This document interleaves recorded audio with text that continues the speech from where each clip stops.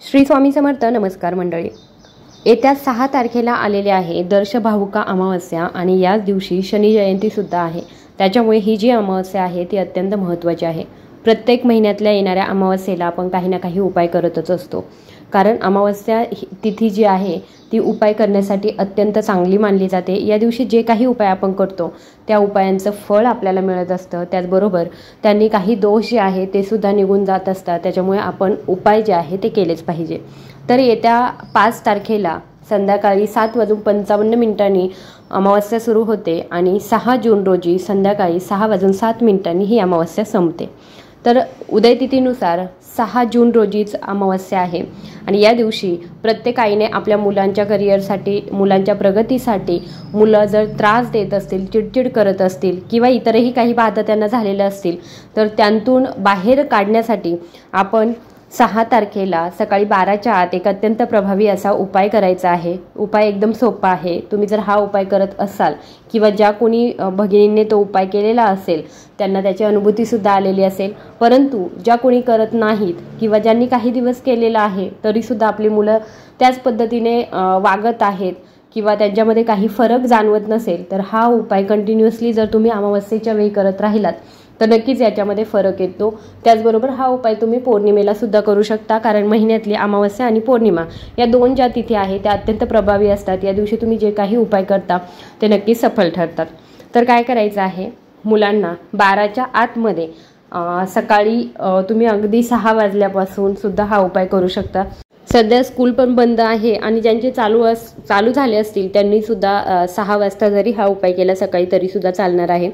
आपल्या मुलांची प्रगती होण्यासाठी, करिअरमध्ये ग्रोथ येण्यासाठी, आपली अगदी लहानापासून अगदी 1 वर्षापासून 18, 19, 20 वर्षांपर्यंतच्या मुलांसाठी किंवा अगदी लग्न झालेल्या मुलांसाठी तुम्ही हा उपाय नक्की करू शकता. तर याच्यासाठी काय करायचं आहे, एक मूठभर तांदूळ घ्यायचे आहे.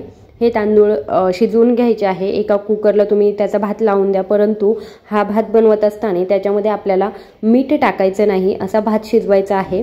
आणि एका वाटीमध्ये किंवा एखाद्या वाटीमध्येच तो तुम्ही घ्यायचा आहे आणि आपल्या मुलावरून मुलाला किंवा मुलीला दक्षिण दिशेकडे पाठ करून बसवायचा आहे आणि आपण त्याच्यावरून हा भात जो आहे तो 7 वेळा उतरवून घ्यायचा आहे.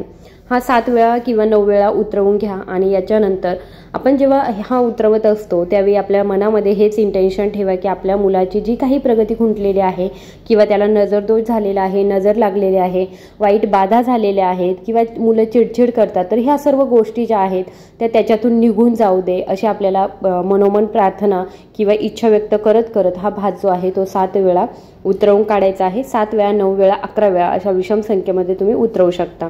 आणि याच्यानंतर हा भात आपल्याला घरामध्ये ठेवायचा नाही, लगेचच एखाद्या पत्रावळीवरती किंवा एखाद्या कागदावरती टाकायचा आणि हा भात जो आहे तो आपल्याला आपल्या गच्चीवरती नेऊन ठेवू शकता किंवा मग बाहेर अशा जागी नेऊन ठेवा की जिथे कोणते तरी पक्षी, प्राणी हा भात जो आहे तो येऊन खाऊन जातील.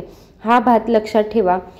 अमावस्येचा जो दिवस असतो या दिवशी तुम्ही जर असा उपाय करत असाल किंवा असा उतारा उतरवून टाकत असाल तर अशा वेळी ह्या गोष्टी ज्या आहेत त्या कुणाला न सांगता आणि कुणाला न दाखवता करायच्या असतात, कुणाशी न बोलता करायच्या असतात, कारण तेव्हाच त्या सफल होत असतात. तर मग अनोळख्या ठिकाणी किंवा रस्त्याने जाताना कुणाशी बोलायचं नाही आणि अशा ठिकाणी आपण तो भात ठेवायचा की जिथे प्राणी, पक्षी येऊन तो भात जो आहे तो खाऊन जातील.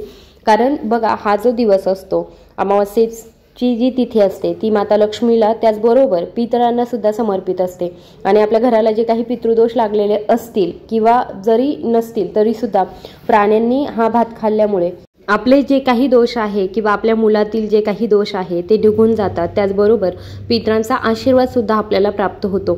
आपल्या सर्वांना माहीत आहे की पितृदोष जर लागलेले असतील तर घरामध्ये नको त्या गोष्टी घडतात, ज्यांना आपण खूप वैतागतो. आपल्या मुलांवरती सुद्धा बघा, भरपूर मुलं जेव्हा लहान असतात तेव्हा त्रास देतात, तेव्हा काय म्हणतो आपण की हा कुणीतरी नावकरी जन्माला आलेला आहे म्हणून असा त्रास देत असेल. तर हे असं नसतं. खरं तर नावकरी म्हणजे काय की जे मुलं त्रास देतात, तर कधी कधी आपल्या घराला पितृदोष सुद्धा लागलेले असतात आणि त्याच्यामुळे हे त्रास जे आहेत ते आपल्या घराला होत असतात.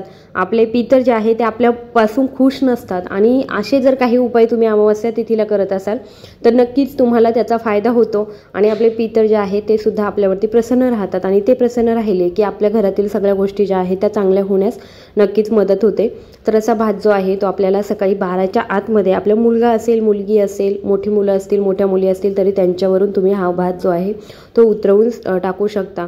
करिअरमध्ये ग्रोथ येते, शिक्षणामध्ये त्यांची चांगली प्रगती होते. अशा बऱ्याच गोष्टी ज्या आहेत, चिडचिड करत असतील तर ते थांबते. हा उपाय जो आहे तो सतत करत राहायचा म्हणजे जेव्हा अमावस्या येते तेव्हा. कारण अमावस्या झाल्यानंतर आपण उपाय केल्यानंतर बरेचशा नजर ज्या आहेत त्या लागत असतात. आता आपण नाही सांगू शकत की आपल्या मुलाकडे कोण कशा दृष्टीने बघतं किंवा कशा पद्धतीने बघतं, तर त्याच्यामुळे या गोष्टी ज्या आहेत त्या आपल्याला करायच्या आहेत. आय होप ही दिलेली माहिती तुम्हाला आवडली असेल तर जास्तीत जास्त लोकांपर्यंत शेअर करा. माझा आवाज पहिल्यांदाच ऐकत असाल, चॅनलवर नवीन असाल तर चॅनलला सबस्क्राईब करा. धन्यवाद.